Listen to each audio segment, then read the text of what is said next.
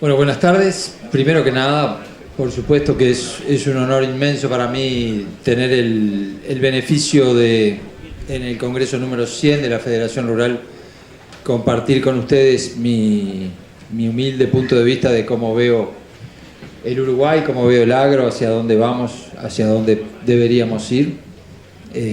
Por eso lo planteo simplemente como mensajes en una botella. Algunas cosas que me gustaría que pasaran,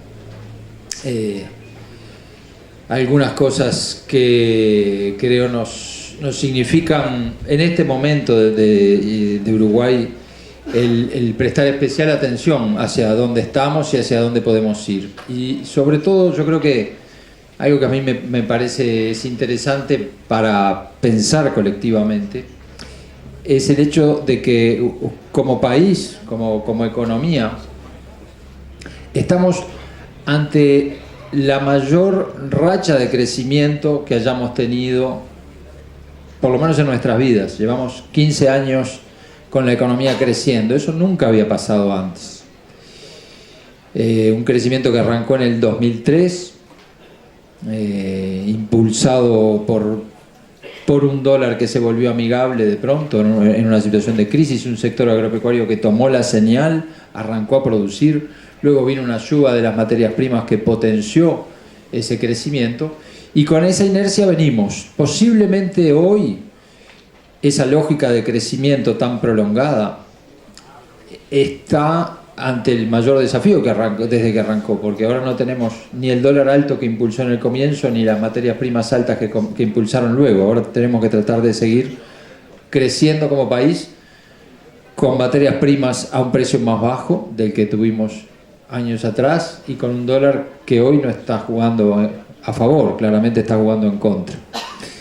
Pero si logramos 15 años de crecimiento y lográsemos 15 años más de crecimiento, ¿qué Uruguay podríamos llegar a tener? Y creo que ahí el agro tiene un protagonismo central. El agro está tal vez justamente en estos 15 años ante su momento más difícil, porque crecer con estos precios, con estos costos, con este dólar, ustedes saben de sobra que es algo sumamente arduo.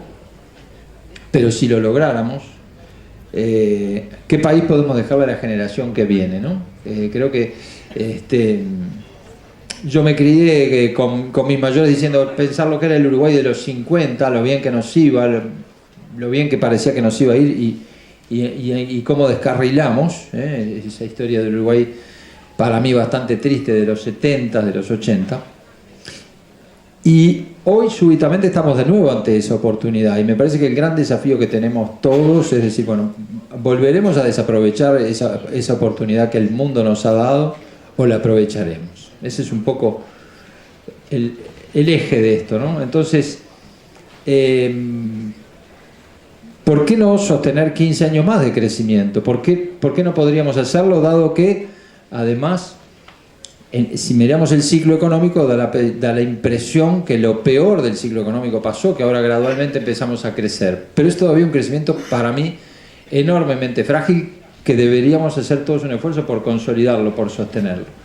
Y si lográramos 15 años de crecimiento más y fuéramos lo suficientemente inteligentes como sociedad, tal vez podríamos lograr un país desarrollado similar a lo que son hoy los países de Oceanía con los que tanto nos hemos mirado. Entonces, la gran tensión del momento es que pasamos lo peor en términos del ciclo económico, la economía va acelerando, muy poquito, pero va acelerando, pero en términos de competitividad estamos tal vez en el momento más difícil y con enormes dudas de si lo vamos a pasar o si vamos a seguir con un dólar a 28 planchado y con la inflación comiéndonos competitividad todos los meses. Yo creo que en cualquier escenario, y acá me salgo de los deseos y me pongo en analista que mira al país, creo que nos tenemos que preparar para vivir en un país caro. Yo creo que los anteriores atrasos cambiarios terminaron todos en desastre. Yo creo que este atraso cambiario va a ser muy prolongado y ojalá logramos encontrar la competitividad aún siendo un país caro. Vamos a ser un país caro porque hay algunas cosas de este Uruguay que me parece que cambian irreversiblemente. Uruguay es un país que va a tener un turismo cada vez más grande. Uruguay es un país que está teniendo inmigración y va a seguir teniendo inmigración, algo que hace 50 años no pasaba. Uruguay es un país que exporta más de lo que exportaba. Uruguay entran más dólares de los que entraban. Y si iba a entrar una inversión que es la más grande de la historia de Uruguay, que son muchos miles de millones de dólares más. Entonces, pensar que el dólar se va a dar vuelta violentamente, me parece que es un escenario poco probable. Y yo no esperaría que los salarios bajen, porque en realidad, salvo que una economía entre en una crisis fenomenal y que haya una mega devaluación, los salarios son rígidos a la baja. Nadie quiere que los salarios bajen. Me parece que la discusión es más cómo nos adaptamos a eso que pensar que eso va a cambiar. Y como persona escéptica que soy, creo que pensar que bajen los impuestos es algo también que es dudoso. En general, como los salarios, los impuestos tienden a subir, pero después es difícil pensar que van a bajar. Entonces, la pregunta es qué hacer, porque ese escenario, planteado simplemente así, es un escenario que parece complejo. Y es complejo, más allá de que yo creo que sigue valiendo enormemente la pena estar en el sector alimentos en general. Y acá le estoy robando una metáfora a un amigo que está acá, que decía, la verdad que producir en Uruguay es como jugar al fútbol, pero siempre jugando en el altiplano, siempre jugando a 4.000 metros de altura, ¿no? Y yo creo que podríamos decir, bueno, sí, juegan ustedes, que son los que están en la trinchera, juegan a 4.000 metros de altura, y básicamente tenemos 2.000 metros que nos sube el atraso cambiario y 2.000 metros más que nos sube la energía. Porque en realidad atraso cambiario Argentina y Brasil juegan en 2.000 metros de altura, es complicado, pero tiene un precio de la energía mucho más bajo. Entonces, eso, por ejemplo, nos ayuda a entender por qué en Argentina sube el área de trigo y acá baja. Y por qué en Argentina y en Brasil están reteniendo vacas y acá no estamos reteniendo vacas. Acá estamos con una faena de vacas sumamente elevada. Es decir, las luces naranjas de Uruguay en algunos casos pueden ser comunes porque el área de trigo baja en varios países porque el precio del trigo está bajo, pero en Uruguay baja por 5º año consecutivo el trigo. Quiere decir que algo está pasando acá.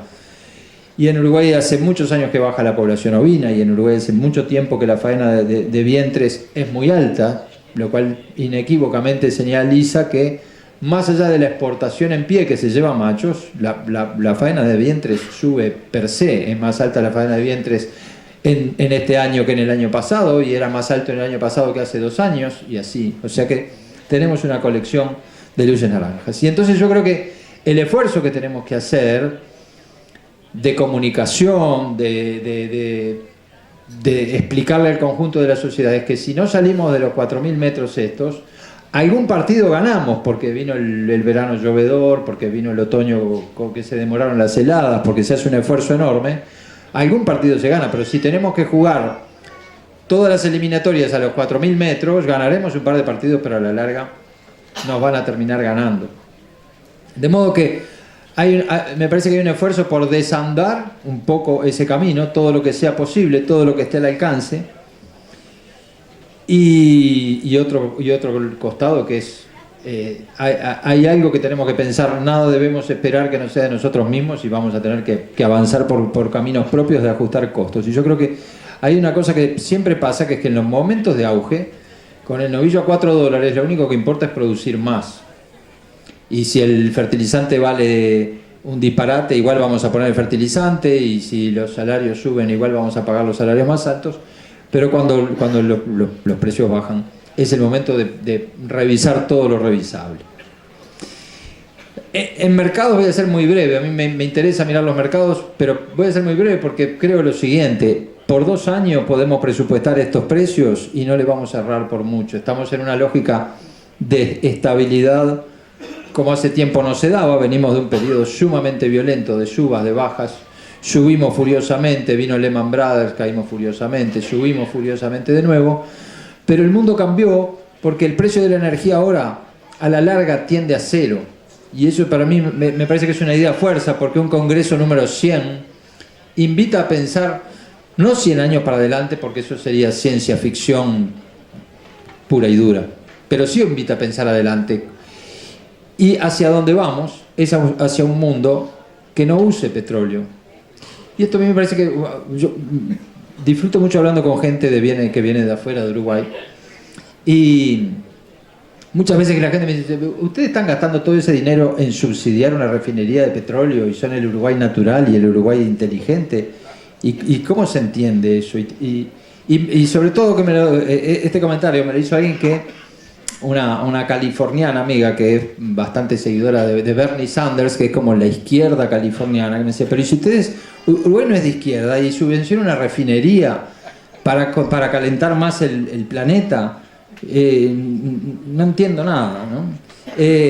Bueno, pasamos de un mundo en el cual el petróleo no alcanzaba a un mundo en el cual el petróleo no es ya que sobre, es que sí, tiene necesariamente que sobrar, porque si seguimos tirando el petróleo, convirtiéndolo en humo, los polos se derriten y todo va a ser un caos. Y las imágenes que veíamos, no va a haber muro que las aguante. Y sobre todo porque los consumidores europeos están totalmente preocupados con esto y rápidamente van a avanzar en sustituir al petróleo y en cuestionar todo lo que compran a ver cómo se comporta con esta variable. Entonces el petróleo se ha moderado y va a quedar ahí donde está, entre 50 y 55, venía de 20 hasta que los chinos dejaron la bicicleta y agarraron el auto y no había cómo abastecerlos. Ahora hay cómo abastecerlos, cada vez va a haber más cómo abastecerlos. Y qué divino sería pensar en Uruguay que no usa más gasoil. Qué divino sería. ¿Cómo venderíamos todo diciendo, señores, somos un país que abandonó el petróleo? Islandia está en ese camino. Y cuando es invierno en Islandia tienen 40 grados bajo cero y quieren ser el primer país post-petróleo. Los alimentos, entonces, se han moderado con petróleo alto, decíamos que depende solo de nosotros mismos. Y cuando hablamos de costos, uno que trabaja en los medios, es evidente que hay un montón de empresas que lo que quieren es que suban los costos de ustedes.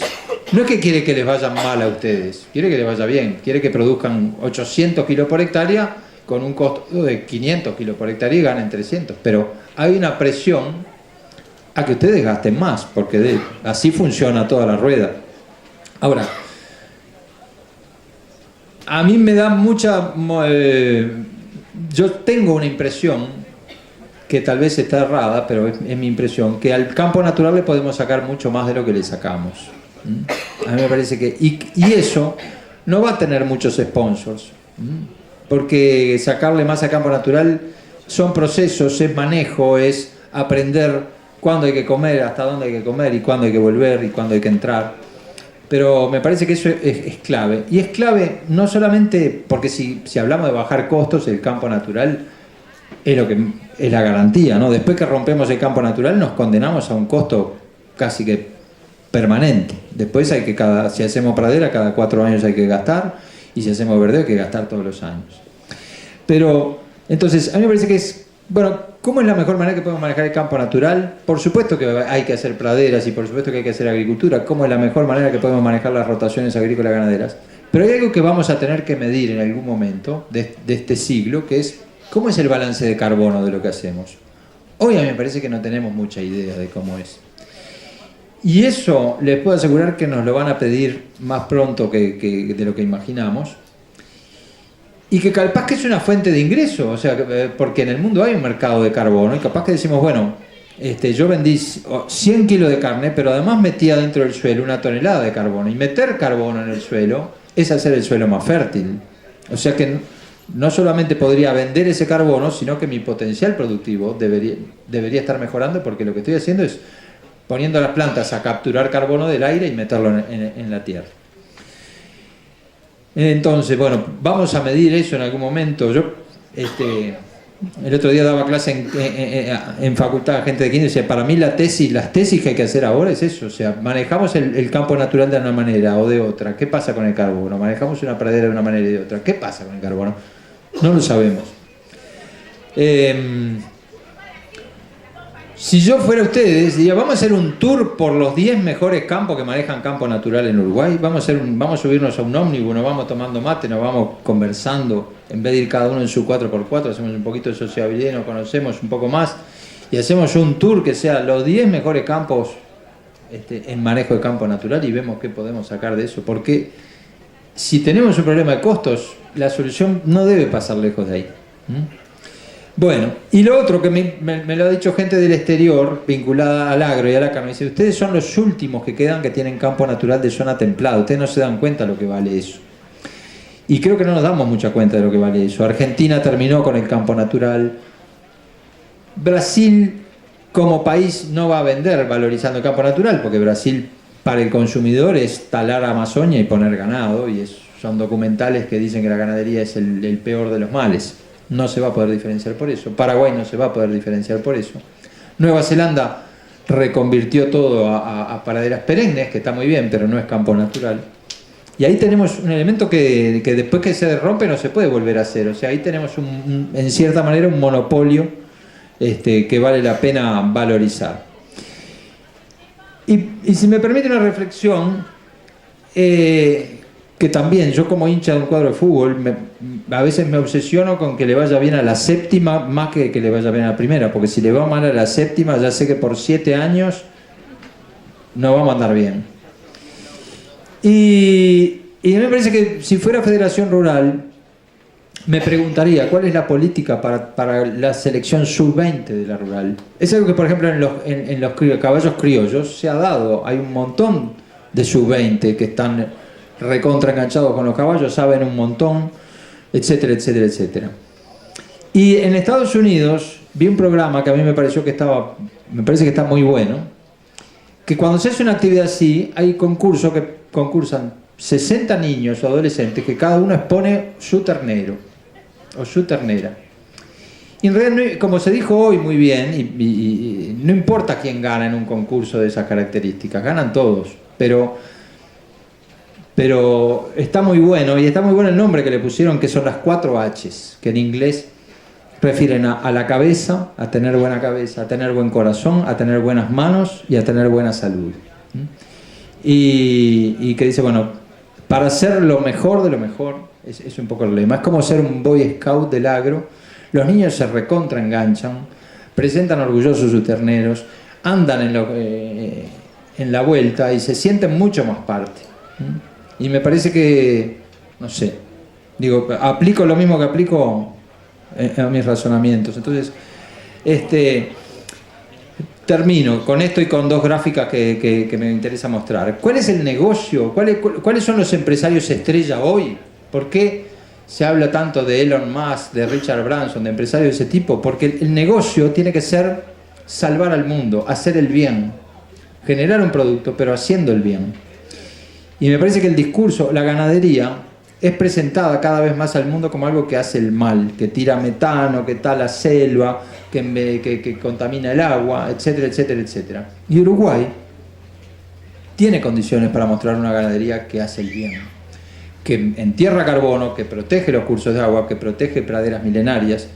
Y lo que agrega valor en esta era de la información es la historia que está atrás del producto. Yo si vendo un churrasco, bueno, puedo vender simplemente el churrasco. Talé selva, me fui a Paraguay que es baratísimo, no hay previsión social, la energía es barata, la mano de obra es regalada, no tengo que pagar BPS, produzco talo selva, produzco un churrasco y lo vendo. Ok, yo no soy juez de nadie. Ahora, ¿cuánto le puedo agregar yo de valor a un consumidor holandés vendiéndole eso? No, decirle, es rico, es barato y es tierno, pero después no me pregunte mucho más, es eficiente. Ahora, si yo voy a un holandés y le digo, mira, estas son las praderas naturales templadas que quedan en el mundo, en el arroyo vamos a pescar los fines de semana y sacamos tararilla, bagre, anguila y los comemos y nos hace bien.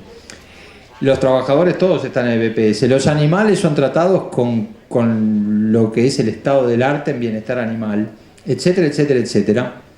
Ahí tenemos un potencial que es ilimitado. Claro, ustedes me dirán, bueno, pero nosotros en definitiva vendemos el novillo a 2.90 y los paraguayos lo venden a 3.30.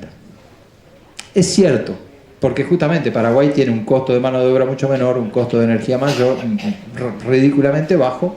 Los frigoríficos pueden trasladar una proporción mayor y por un montón de cosas más. Esto es como correr la maratón, o sea, no es que lo hacemos y el precio del novillo sube 10 centavos. Ahora, si no corremos la maratón, nos ponemos un techo bajo para el largo plazo. Entonces, es una ganadería para sacar carbono de la atmósfera, para limpiar las aguas, para garantizar todo lo que el consumidor racional requiere. Salud, sabor, terneza, amabilidad con los animales, condiciones agradables de trabajo, sistemas eficientes de control ante cualquier problema, y que va a ser complementada con la agricultura y la forestación.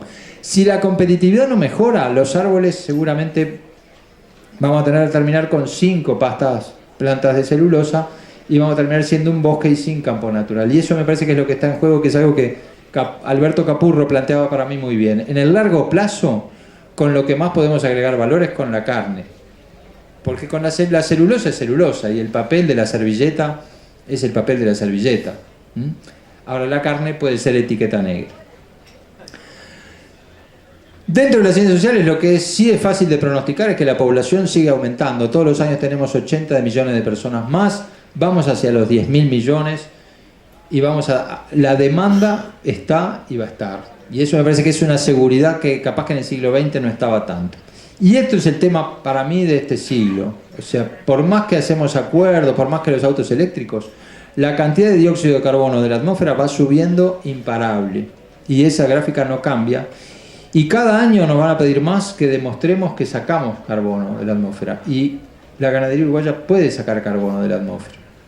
¿Y por qué importa tanto que esto es como estar en un garaje con el auto prendido y estar sentado ahí, y que el auto está tirando gas y la pieza está cerrada? O sea, seguro que eso termina mal, ¿no? O sea, no sabemos cuándo, pero termina mal.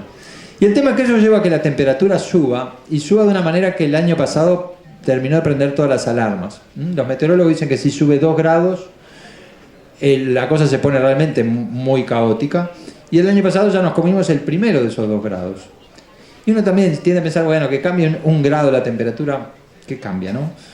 Y es lo mismo que la fiebre, de 37 a 38, de 36 a 37 no cambia mucho, de 37 a 38 cambia bastante, de 38 a 39 cambia muchísimo, de 39 a 40 empezamos a delirar, y ahí si seguimos de los 40 para arriba, nuestra vida peligra.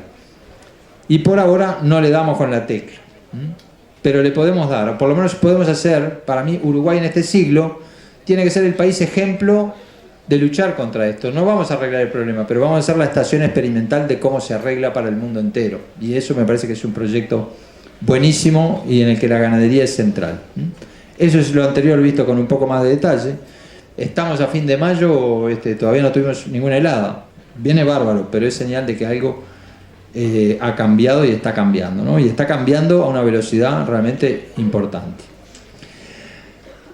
Y sin embargo, y para terminar, yo creo que cuando yo estaba en primero de facultad, era el año 85, era un tiempo electoralmente y políticamente, todo estaba súper politizado. Y en la facultad se hizo un debate, había un técnico del Frente Amplio, un técnico del Partido Nacional, un técnico del Partido Colorado. Y en la tribuna, los que estábamos ahí, primero de facultad, decíamos, acá el pobre Colorado tiene toda la de perder, porque le había un 40% de Frente Amplistas, un 40% de blancos y un 20% de colorados, o sea, grandes números, Facultad de Agronomía, año 85. Capaz que Martín estaba ahí y se acuerda, ¿no? Y en ese debate, el representante colorado era Luis Romero Álvarez. Y le dio una paliza a los otros dos, que ganó 14-0, quedó con el 100% de la tribuna a su favor. Y decía algo que desde hoy, desde ese entonces me lo acuerdo, que decía, si ustedes quieren saber cómo le va el agro, sigan al precio de la tierra. Si el precio de la tierra baja, por más que le digan que el agro va bien, el precio de la tierra baja, por algo baja. Y si el precio de la tierra sube, les pueden decir que el agro es un desastre, pero por algo la tierra sube, ¿no? O sea, si quieren salirse de la subjetividad de la opinión para ir a un indicador certero, es el precio de la tierra. Y el precio de la tierra ha bajado. Pero todos sabemos que no va a volver al precio de antes. Y eso también me parece que a veces cuando uno dice qué altos son los impuestos, qué alta es la energía, qué poco margen queda, corre el riesgo de generar un desestímulo de abandonar algo que todo el mundo sabe que no vuelve a ser el negocio del siglo XX. De manera que antes de salirse del negocio o de dar un mensaje a la generación que viene diciendo sálganse de esto porque esto no da, me parece que hay que pensarlo en el mediano plazo. El precio de la tierra ha tenido un ajuste reflejando los problemas del sector, pero no vuelve a los $500. Para mí, en los próximos 100 años no va a volver. Entonces estamos en un tiempo que sigue siendo sumamente interesante, sigue siendo de enorme potencial. Bueno, termino con esto. Seamos didácticos para explicar a la sociedad que el Estado debe limitar el gasto a lo que recauda. Tenemos que dar ese mensaje. Para mí sería un legado fantástico del agro al conjunto de la sociedad, o de todos los que estamos viendo que tenemos un problema crónico de un Estado que gasta más de lo que recauda. Tenemos que volver a algo sustentable allí. Tenemos que ser muy didácticos al explicarle a la sociedad la importancia de lo que ustedes hacen, porque si no somos didácticos generamos el efecto contrario. Construyamos un país post-petróleo, no perdamos el norte de agregar valor, por más que los costos nos molesten, y vayamos por 15 años más de crecimiento. Logramos 15, ¿qué Uruguay podemos dejarle a la generación siguiente si logramos 15 años más? Bueno, muchísimas gracias, un placer.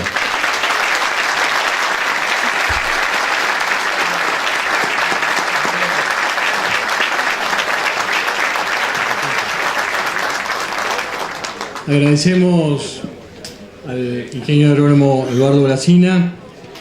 Le decimos a la audiencia que hay una chica allá que recoge las preguntas que ustedes quieran hacerle a los expositores, y nosotros, después de que culmine la charla del ingeniero Carlos María Uriarte, tanto las preguntas que le van a hacer al ingeniero Brasina como las que le van a realizar al ingeniero Uriarte, la tarea